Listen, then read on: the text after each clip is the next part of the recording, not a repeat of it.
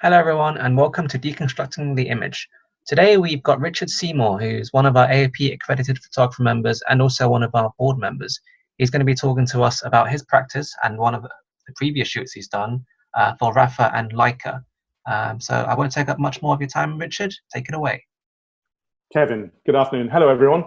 Right, so just to quickly explain how I wanted to go about this when I was approached. Increasingly, a lot of us are finding that we're doing a sort of combination production where we're doing stills and we're doing motion. And this particular brief came in about 2 years ago now, but it was a really good example of where just being a stills photographer on its own was not what was required. There was a suite of imagery needed, and that was what we had to execute. Just to very quickly give you a couple of brief bits and pieces about me by way of introduction. I've been a photographer in my entire adult career, ever since college. So it's coming up to 30 years now. I specialize in a lot of automotive, aerospace, and some lifestyle photography. And this particular project was slightly different from the kind of stuff that I normally do in the automotive sector, but was an interesting project from an existing client of mine from Leica Camera, who I worked with and collaborated with for just over a decade now. So just coming back to this theme of the fact that we're often asked to shoot motion and stills now, I think we're all finding that that's a common requirement. I've been shooting motion for about 5 years, and I've been lucky that a lot of the clients I've wanted to work with, or are existing clients of mine, have understood that I'm not a DOP. I am very much a director, and I have a vision and approach to it, and that I will supply a crew to give us the final execution. So I've been lucky that I've had the budgets to crew up rather than just doing a self-shooting exercise. I have to say, I think the landscape is changing. I think there's an increasing requirement for people to be self-shooters and less requirement at the level that I'm working, which is sort of mid-range commercial videos, for people to turn up with a crew of 6. But often if there's a specialist requirement, then you'd need to do that. And in the case of this production, there was no way you could really do it safely as a self-shooter. We need a little bit more than that. And we'll start talking about what the brief was in a moment from Leica with regard to this.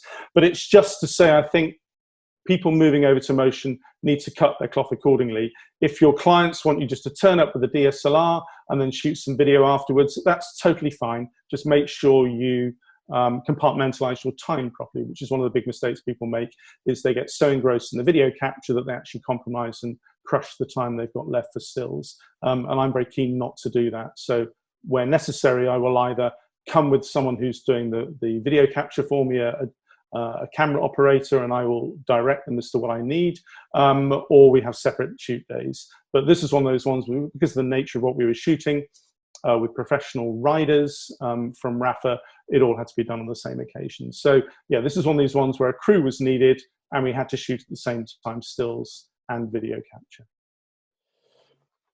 So I thought what we would do is just quickly look at the brief that came through from Leica in Germany. Now, as with a lot of companies nowadays, and increasingly, I do work with advertising agencies and design consultancies, but I also work with a lot of marketing communication departments who are embedded within the business. That has its advantages and disadvantages, but to be fair on Leica, they're really good in that regard. There's some very talented people working in their internal comms department. And when they're producing campaigns that are in store, rather than something that is just a consumer TV commercial, for instance, then they tend to use their internal communications people. So this brief came from their social media and their store design team. And it was to shoot some professional riders, Rapha riders, in a setup shoot fundamentally with me as the photographer. So the story was I as a photographer would impart my wisdom over how to shoot available light photography. And this is targeted at their customers. So everyone is a photographer nowadays, and photographers are often asked to provide training. In this case, it was very simply, we were producing still shots and a video package and other bits and pieces around that, that was designed to enhance the skill set of Leica camera users. Now, these aren't necessarily professionals. They could be keen amateurs. They could be people buying their first introduction to photography and having the fortunate position to be able to buy a small Leica compact camera. But basically, it's to go in the store and feel engaged with the material that we produced in the form of the video and some postcards that ended up looking like this, but we'll come on to those later. So the brief came through. I'm just going to share my screen with you, and then you can see what we've got here. So the briefing sheet originally was much more wide-ranging than we ended up tackling it. So it covered rock photography, street photography, which is obviously a real strength for Leica as a brand, and some night scenes and additional lighting. When the conversation started to evolve around, could we do something with professional cyclists and our partnership with Rapha, who they were collaborating with at that point. Rapha are a cycling apparel brand, so they make basically upmarket cycling clothing for people who are keen on getting on their bike and going for a ride. Again, very, very strong brand visually. I mean, they have absolutely nailed it over the past few years, and have a very strong, clear vision over how they like their work to be, how they like their product to be presented. I did one film with them with Rapha Travel some years ago, so I'd already had a relationship with them. But this was led very much by Leica rather than being led by our friends at Rapha. So, as I said, we narrowed it down to available light photography, which was covering some of the areas in this briefing sheet.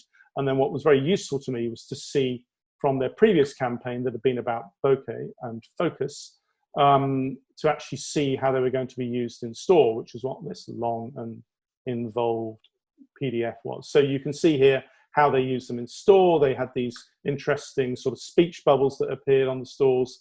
Inside, they would be running on loop our video that we produced, and they would be producing these cards, which again, as I mentioned to you, were produced from the final stills executions. So again, it's a really useful way of just seeing what the end game was. We were given one other asset, which was literally this, just a hand drawing of available light sources. And I had to then decide which of those light sources we were going to depict and what was going to fit well with the idea of people on bikes zooming around the countryside. So we chose some of these. We didn't obviously go with all of them. And the moot point over whether things like outdoor floodlights are actually available light. But anyway, yeah, we made a decision on which of those we would use for the piece. So let's just take a moment just to revisit the idea of a treatment. I'm sure a lot of you have discovered that there's an increasing demand for this. I mean, treatments have been around for many years, and certainly for any above the line work I do, it's a prerequisite. And for most directors, they'll be expected to produce a treatment as well. But it's filtering down now through to all sorts of commercial jobs. I could take a cynical attitude and say it covers the backside of the clients if they know that everyone has signed off on a particular approach. There's less trust being placed in you on the day, giving them what they want because they have signed off exactly your approach and your mood board and your treatment with it. But a treatment document, really, as I see it, is a way for you to convey your vision and your approach to it, to cover off what crew you'll need, what technical aspects need to be considered, whether there's models, talent involved, what models you'll need, the look of the models, any wardrobe. It just enables you almost like a checklist to go through all these things, but also with quite a strong visual sensibility over how you see it being approached. I think that's quite important, that you are very clear over what you expect to create. And if you've got obviously a backlog of imagery, a back catalogue of imagery, you can use jobs you've shot in the past and say, this is the way I would suggest we approach it. Here's an example of a previous shoot I did. So I think it works quite well on that level, to just provide some reassurance to the client and to say, you know, everyone should learn to write treatments. They're going to be a part of our landscape going forwards. It's always a bit unfortunate you don't tend to get paid for them. Maybe as an industry, we should all put our foot down and insist that we get some pre-production budget for it. But quite often at the moment, you're expected to do it as part of the pitch process. But that's a conversation for another day. So the next thing to do once we've got a briefing like this is to work up some sort of treatment and to narrow down how we were going to create the assets that they needed. And as I've just said, I felt it was really important that we didn't spread too thinly with too many different scenarios. It was far better to take me as a photographer and a director and any crew that were involved to one location and create one story. It just was a more sensible way of doing it. And having the collaboration with Rapha had lots of advantages. It had traction with regard to a wider audience. It was a genuine story in the sense that we were going to shoot this product and shoot the riders in much the same way as we would do with a normal commissioned commercial shoot. The only difference was this was obviously created as a shoot rather than it being a commission with Rapha on this occasion. So we were creating a story, creating a professional commission, and then using that premise to actually build the imagery. So what I'm going to do is just quickly share formats of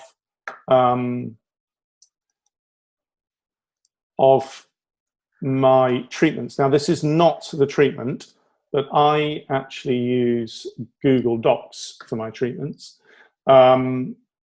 And I populate them with photos that are references. You can embed bits of YouTube footage in here, whatever you really want. But for me, this works really well, and it's a template, and then I just overlay it. The only problem with it is in the early days of me using, I realized that I was overwriting previous treatments, so I don't have the original treatment for Leica saved anywhere, unfortunately. This is the voiceover document that we then use to tie in with the photos that basically had script after it. But it gives you a good illustration of how I work with regard to the layout of my treatments. My treatments, depending on whether it's some complex automotive shoot or if it's just a very quick summary of what we're going to do, can vary from 5 pages of this to 35 pages. It really depends on the nature of the job.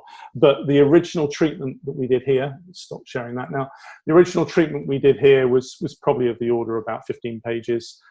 It talks about my suggestions of locations, which was the Peak District, my suggestion of how many riders we needed, what crew we needed. So I knew that we needed a camera operator, a car driver, a tracking car driver. So we had a safety car driver, a tracking car driver, a sound recordist, and a couple of assistants. So plus the talent in the sense of the riders. So there was a lot of people involved, and it was just convenient to take everyone to one place, base in the hotel, and spend 2 days capturing all those assets.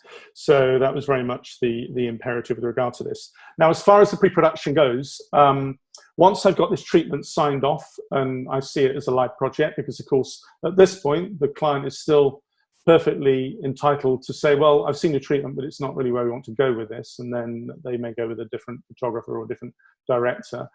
So I present this treatment. They like the idea of going to the Peak District. They like the collaboration with Rapha, which had already been discussed and agreed as our way forwards. They were comfortable with the level of crewing. They were given a costing on the basis of this particular treatment, and that was signed off, and then we were good to go. So once that had been signed off, we then sort of moved into the pre-production stage, where I bring in a producer from my video production company, and they oversee the whole process so that I don't have to devote vast amounts of my time to it. And in those situations, they would often commission, obviously, as a lot of you will know, a location finder to go to the location and find the bits and pieces you need. But I felt that it made more sense for me to go in person, to drive up there and do it myself, because I just wanted to see the roads. I wanted to make sure that the roads were safe to use and there were good road surfaces. I needed to get a proper feel for every bend on the road, and every hill and every section and every vista beyond them, so I could see if it was going to work photographically and on video. Strangely, in that situation, the video is a little bit easier because of the way you can shoot it. You can do details, you can do quite fast edits, and you can create something quite compelling. But the still shots did need perfect environments. They needed winding roads going into the background, all sorts of stuff. So in this instance, the tech scout, as I would call it, was carried out by me with my car, going into the Peak District and spending a day going around and then charging appropriately for doing my own reconnaissance on that. So the shoot, we got ourselves up to the Peak District at a very nice pub as a location base that we found. Pub was on most of the day, of course, but it provided a good base and provided sort of welfare facilities for the crew and had a big car park and everything that we needed. This is one of those projects where, because we were discussing available lights and we needed to discuss dawn light, dusk light, golden hour, we really needed sunlight. So the whole schedule was built around a very flexible crew, a very capable producer, and the Met Office. And we worked really hard to ensure, thankfully it wasn't the summer, that helped, but we worked really hard to ensure that we didn't commit and start filming and going up to the location until we knew we had at least one sunny day. We did it over 2 days. The reason we shot over 2 days is because of the volume of material, and because also it just increased our chances that we would have some sunlight over that period. But as I say, you know, we wouldn't have got in the cars and the vans and driven up there if I wasn't pretty confident we were going to get the sunlight that we needed. So once we're on site, with something like shooting pro cyclists on a road, they're all ultra competitive. We had, what do we have? 1, 2, 3, I think 4 cyclists to shoot. Some of them were in a peloton, which is a group of cyclists together. Other times they were shot individually. But we need to be safe with them. We didn't have closed roads, but I did have various other things put in place to ensure that they were safe. So I had a safety car that my assistant drove with strobes in the front windscreen set inside it. I had an assistant with a radio further down the road, so that, in fact, it was my producer, so she would tell me when the road was clear. We then ran the safety car. We then ran the tracking car, which is provided by Rapha, which is one of their support vehicles. And at the back of the tracking car, rather, we would have myself shooting stills, and we would have the camera operator shooting the video. At various other points, we had to shoot me on video taking shots of the Rapha riders. So we used a production van for that because there was more space. And we actually just, you know, I posed as the subject in that one, while the video camera operator captured me taking pictures of the riders. So we were building the whole context around it. And then we had a checklist of available light situations that we had to shoot as part of this story, and we just worked our way through them from dawn through to dusk through to golden hour. And in each case, we knew we had a 1 hour window fundamentally, and that we had to capture stills assets and the video assets we needed for that.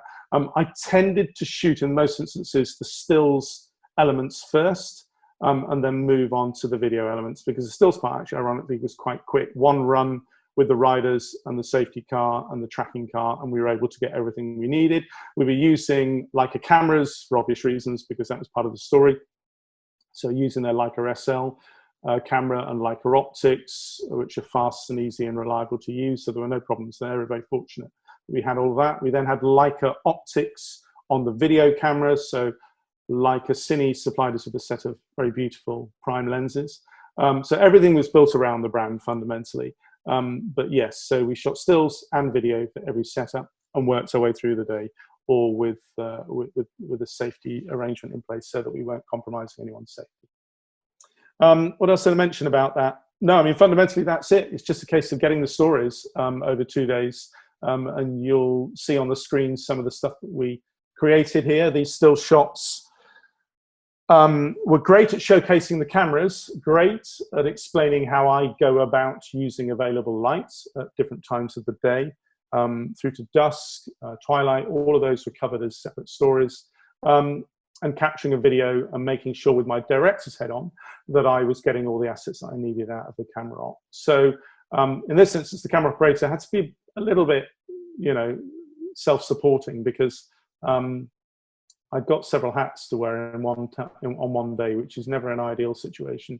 But it was fine. It was actually quite satisfying to be pushed in that regard and be expected to be the talent, the photographer, and the director on it. So yeah, it works. But you'll often find that you're expected to be the director, even if you've got a camera operator, the director and the photographer. So we all need to learn to think in these sort of different compartments, because they are very different ways of working.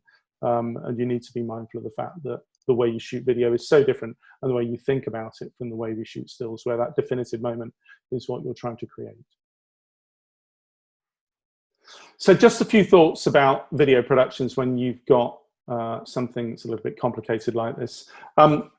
Most clients will have a fixation with getting their messaging over quite correctly as their prime priority, but they will tend to throw the kitchen sink of these things. And Leica, again, to their credit, resisted the temptation to do it, but there's still quite a lot of information on the screen with these particular videos. Now, the video packages were presented to them in two forms, one with a voiceover and one with a voiceover and then the same words coming up on the screen as captions. The reason they needed that is obviously in store, it would be likely that quite often the volume would be turned down and just the captions had to impart this information that I was sharing with people. So different packages were produced. I was quite clear over the pace of the video, how long each sequence is going to be. My editor had a really good idea about a music bed. So we had lots of things in play that we knew would work. We knew we wanted to flare a lot of light into the lens, again, just to provide a bit of atmosphere.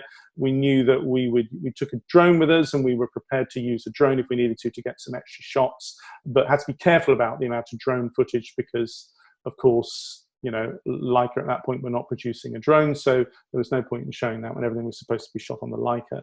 And I think, again, it was just important to reinforce the relationship with Rapha, because they're both premium brands. Very much a collaboration between the two of them, and that was it needed to look like it was led by Rapha as much as by Leica, so that was important in the final look of the piece that we achieved that. But it's always easier with professional athletes or professional cyclists because they don't do anything stupid.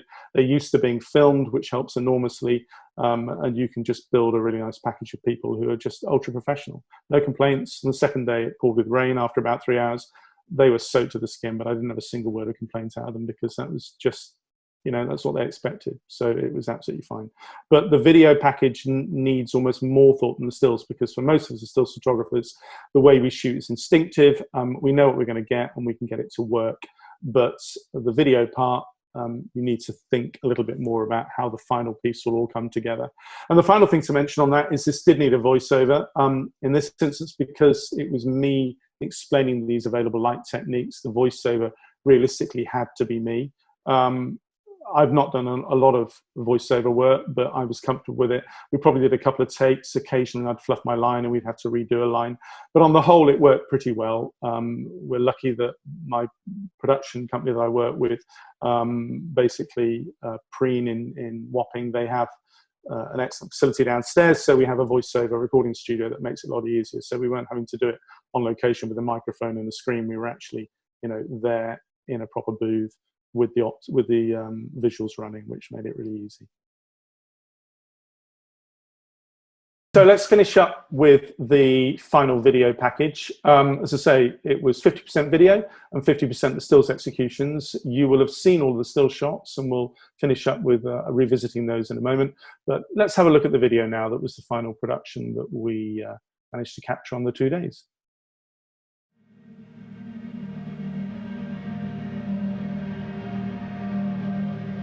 My name is Richard Seymour, and I'm a location photographer based in London. The vast majority of my work is shot under available light conditions, shooting everything from aerial photography through to urban landscape and work for the automotive sector. So what is available light? Well, it's defined as any source of light that is not explicitly supplied by the photographer for the purpose of taking photos. We decided here to showcase this by collaborating with Rapha Cycle Clothing on a professional photo shoot with some of their riders. Here's what we captured. Shooting in late afternoon sun can be relatively straightforward, but offers some stunning shooting opportunities. Known as the golden hour, this is a well-worn path for photographers keen to capture those minutes leading up to sunset. Shadows are long, the colour temperature is warmer, and it washes over buildings, landscapes and people with a particularly beautiful light. Portraits shot during the golden hour get an instant glow to skin that's very flattering. There's still enough light for smaller apertures or higher shutter speeds. Here with our cyclists, we've taken advantage of the low sun position to backlight the photo. For our landscape, I decided to use a tripod, as this gave me the opportunity to maximise depth of field with a small aperture and slower shutter speeds. Details become well defined as the long shadows provide a three-dimensionality to the scene. The best sunset shots do require some planning. For this picture of our cyclist, we used a sun plotting app on our phones to confirm the position of the setting sun, and we then located a perfectly orientated straight road to capture the scene. Expect to use manual exposure settings or exposure compensations of between +1 and +3 stops, as the camera metering will generally read the scene as brighter than it really is.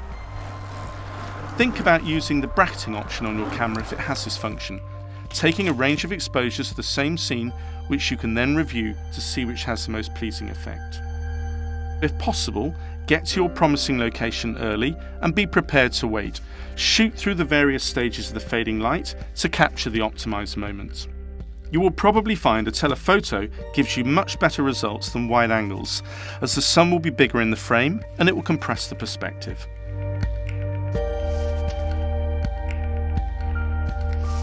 This is that time of day after sunset when the sun is just below the horizon. It's characterised by a soft, faint light, which makes this a favoured light of car photographers.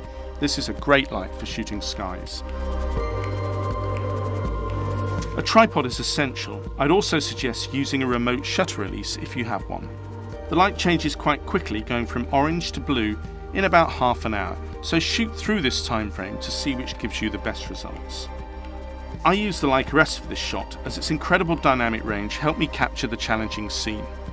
Shoot raw if you can, as this avoids issues with white balance, which is difficult for cameras to judge accurately at this time of day.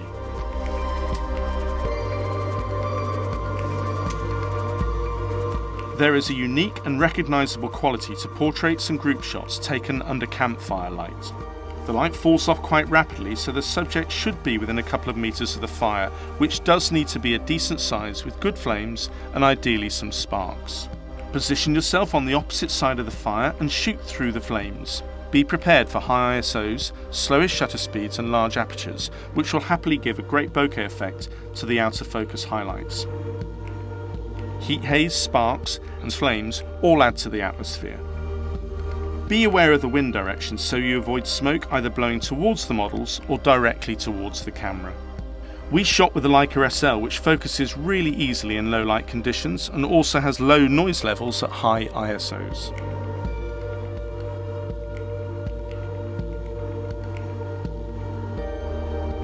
Shooting by torchlight is undoubtedly one of the most challenging available light sources. Light levels will be extremely low with a fairly narrow arc of illumination. We chose to capture the riders checking a puncture. I used a dramatic red from the rear bike light to bring out the texture of the wall, and Matt disconnected his light from his bike to illuminate Cat's tire. The Rapha reflective clothing helps us a lot here, as it provides lots of reflective surfaces for the torchlight. Expect to use high ISOs and use a very narrow depth of field again. Interestingly, with the Leica SL, we could have gone up to an incredible ISO 50,000 if we'd needed to. Thanks for watching.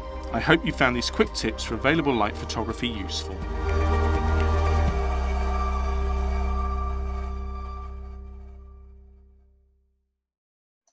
So let's just finish up with looking at a couple of the still shots. I'm going to bring up a screen share for you now, and we'll just look at how, as is often the case, the shot that the client chooses is not necessarily the shot that you're most proud of. I mean, these all work really well. There was a lot of pre-production that went into these.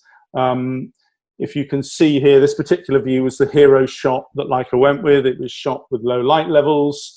It had a winding road behind it. It was kinetic. This and this view here were really good at just showcasing their camera systems, to be honest, and I think that's what attracted them to them. They also had a rather nice matching color palette throughout, which is really good. But the shot that I felt was most effective was this view here, which was shot in those last embers of daylight. I knew this road had an ultra smooth surface. I'd worked out and plotted exactly where the sun was going to pass. So this was a lot of pre-planning for this particular view, and this poor hapless rider had to ride up this hill 3 or 4 times to get exactly what I wanted. I wanted his weight forward, I wanted his head down. Because he's coming up the hill, obviously it makes it a little easier to achieve that kind of posture. But I just felt this had everything it needed. Really shallow depth of field, lens is locked on perfectly, great backlight. It was just a really, really good execution. But, you know, having the luxury of being able to go and do a proper recce, work out exactly which bits of road I was going to use, which bits was safe to use, where the light path fell, so that I knew how I could achieve what I needed out of it. Just made the job a lot easier. And we did lots of details like this as well, that were the kind of things much more really in Rapha's area rather than Leica. But for me, this was the final sequence of shots that most conveyed what we were trying to get over amongst the 2 days of shooting. So I hope that's been informative. The thing I most wanted to convey was this wearing of many hats, as a lot of us have got to do now, and how with effective planning, and if you have clients who are kind enough to give you the budget to do things properly, that pre-planning makes all the difference in the execution. You're not constantly running from pillar and post and trying to make sure you've captured everything. You've got a checklist, you've got a producer, you're working your way through the shots, you know how much time you've got to do it. And if you're blessed with good light, as we were, then you capture all the bits and pieces that the client needs, and the client is happy. So I hope that's been informative. I hope you enjoyed me talking through how we do this, and don't hesitate to drop me a line on the Q&A if you'd like some more information or just like to clarify any things over what we've discussed today. All right, thanks so much. Really appreciate it.